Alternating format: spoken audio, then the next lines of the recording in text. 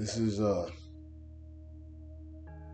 lesson I want to do on wisdom and walking wisely. It's a very important part of this truth that I don't see videos done with, quite nearly enough. You must always walk with wisdom. Always. And a lot of situations that we find ourselves in, a lot of times it's simply because we didn't use sound wisdom. And the thing about wisdom is you're going to have to take time out of your day to think. See, a lot of times Jake don't want to take time and think. That Jake want to answer right then and there. Jake wants, to come up with an answer, right then and there. Don't want to take time out to think, examine the situation. Look at your options. See what's the likelihood, the probability of things, and plan your steps accordingly. And what are the likelihood and probability if you make this decision or make decision B? Or what is the likelihood if you make decision C? What are the ramifications, short term, medium term, and long term of all these decisions? These are things you all got to take into consideration when you're making a wise decision.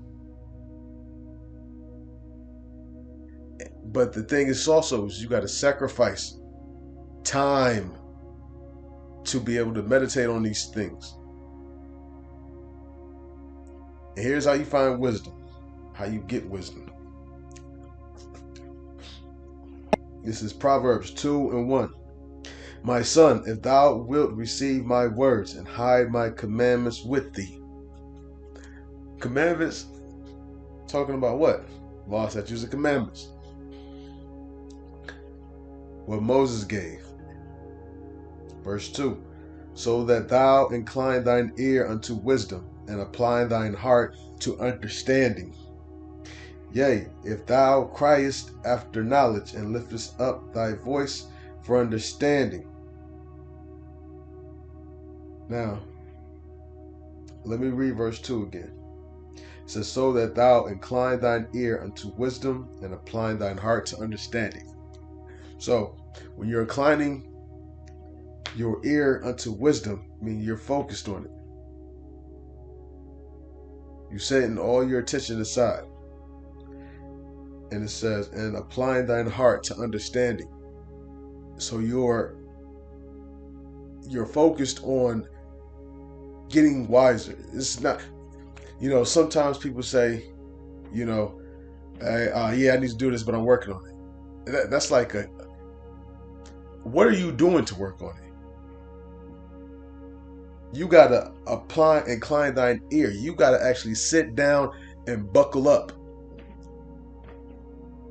How do you become wiser? First, one of the most important things becoming wiser is becoming more assertive.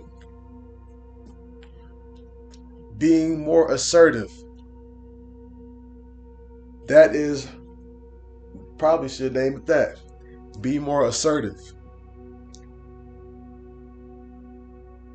When you're assertive, we all like to believe that we are very assertive. But you got to be assertive enough to know what are you assertive of. Some people are only assertive of negative things. Some people are only assertive of positive things. Some people are only assertive of, certain stuff. There's going to be certain things that we're not going to be assertive of, and not because our brain only has so much processing power. But it's how you decide to use that processing power. What are you going to be assertive of? Pay attention to. What happens also with foolish people, between wise and a foolish person? A wise person will be assertive and will take things into consideration. A foolish person will be assertive, take a few things into consideration, and try to put the whole thing in perspective, and then they'll fall flat on their face. And that leads a lot of times to evil suspicions. simply because you took half of a story, half of a fact, half of a situation that you saw, and you tried to form your perspective off of that.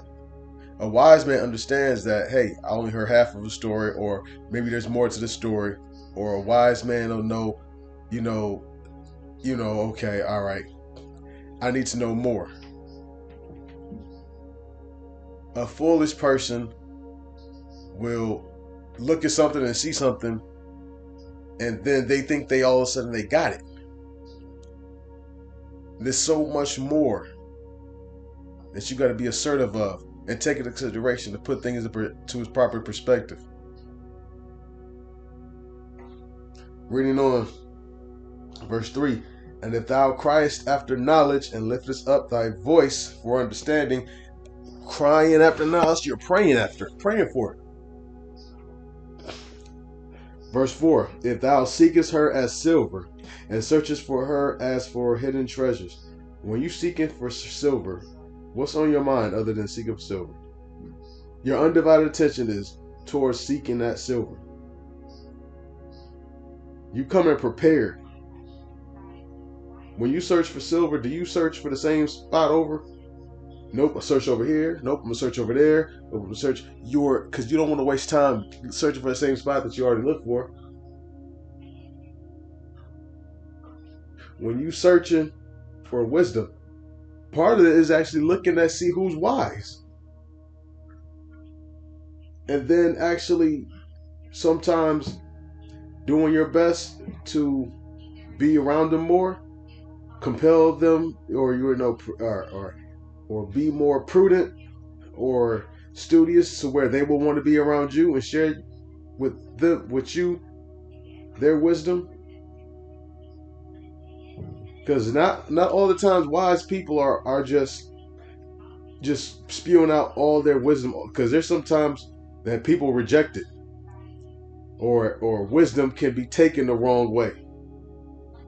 So you don't just go, just saying, everything wise to everybody and telling them how to live their life, because you could tell somebody the right thing and then they'll be call you hating and jealous, and all of a sudden y'all got a bad relationship simply because you took something out of perspective.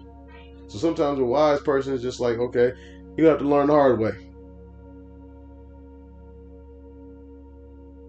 So searching for it is actually knowing who's wiser than you.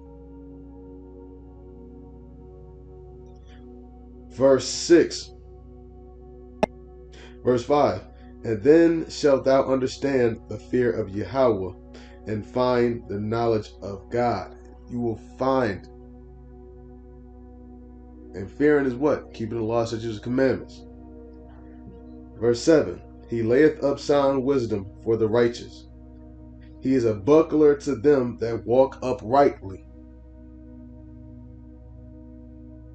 He keepeth the paths of the judgment, and preserveth the way of the saints, there to protect you. Reminds you what? Of Psalms 34:7. The angels encamp around them that fear of Yahweh. Verse 9. Then shalt thou understand righteousness and judgment and equity, yea, every good path. That's when you'll understand judgment. Because being a judge, that's a very, very powerful position. You handle a matter wisely, you will find good. Let's see if I can find that. I think that's in Proverbs 16. Yep, Proverbs 16:20. He that handleth a matter wisely shall find good, and whoso trusteth in Yahweh, happy is he. And how you handle wise matter? By learning judgment. How do you learn judgment? Searching for wisdom. Where do you find it? In this book. You can gain wisdom and experience by being around what?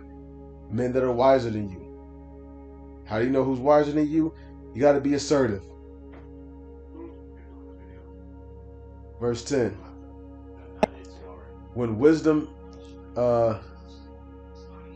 When wisdom entereth into thine heart, and knowledge is pleasant unto thy soul, discretion shall preserve thee, understanding shall keep thee.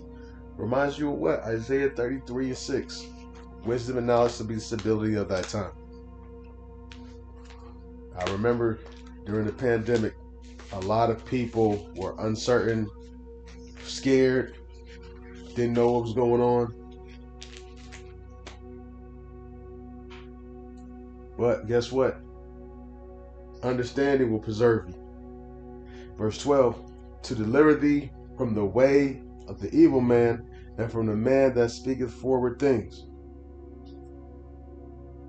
That's your protection right there. That's a hedge for you.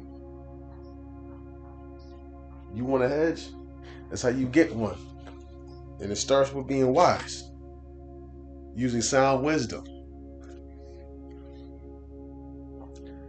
And I hope this lesson has been edifying. Hope you found something that you can apply. On that note, I want to give all praise and glory to Yahweh, Bashem Yahushai, Bashem Makakodash. Double honors to Elder G. Messer well. Peace, salutations, and shalom.